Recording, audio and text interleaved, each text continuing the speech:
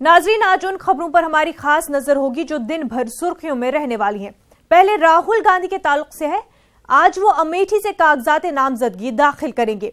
उनके साथ प्रियंका और सोनिया गांधी भी होंगे। राहुल गांधी रोड शो भी करेंगे। दूसरी खबर पीएम मोदी की रैलियों की है। आज वजीर आजम गुजरात और गोवा का दौरा करेंगे।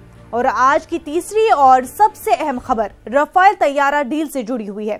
आज सुप्रीम कोर्ट में अहम समाअत है। आज अदालत तय करेगी कि आगे इस मामले की समाअत हो या नहीं। आगे बढ़ते, पाकिस्तान के वजीर आजम इमरान खान को नरेंद्र मोदी से बड़ी उम्मीदें हैं।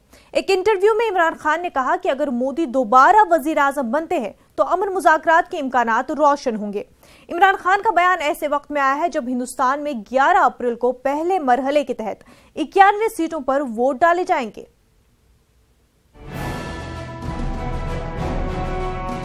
पुलवामा हमले के बाद हिंद पाक के दरमियान कशीदगी में इजाफा हुआ है। बयानबाजियों का हनूज दौर दौरा है। इस बीच इमरान खान ने एक इंटरव्यू में कहा है कि अगर नरेंद्र मोदी दोबारा वजीर आजम बनते हैं तो हिंदुस्तान के साथ अमन मुज़ाकरात के इम्कानात को तक़वियत मिलेगी। हालिया कशीदगी के बावजूद इमरान खान मानते हैं कि बीजेपी के दोबारा इख्तिदार में आने से बातचीत की राहें हमवार हो सकती हैं। आम इंतखाबात के तहत पहले मरहले की वोटिंग से ऐन कब्ल पाकिस्तानी वजीर आजम इमरान खान का बयान इंतहाई अहम है। इमरान खान का कहना है कि अगर बीजेपी जीत कर आती है तो कश्मीर मसले के हल के लिए पेशरफ्त हो सकती है। इमरान खान का मानना है कि अगर अपोजिशन कांग्रेस इख्तिदार में आई तो शायद अमन मुज़ाकरात मुमकिन ना हो, क्योंकि वो उसके अवाक़िब से खाइफ रहेगी।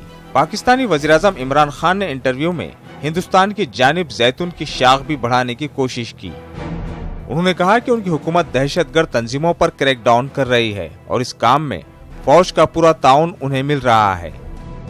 Bureau report, news 18 Urdu.